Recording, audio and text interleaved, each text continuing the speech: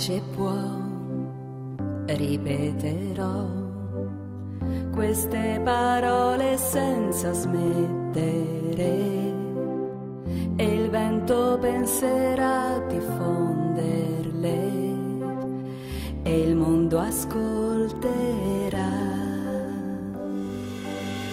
La pace può, guarda anche tu, l'Abruzzo si risveglia incredulo, la neve e il sole che si incontrano, e la tua mano è qua. C'è un presidente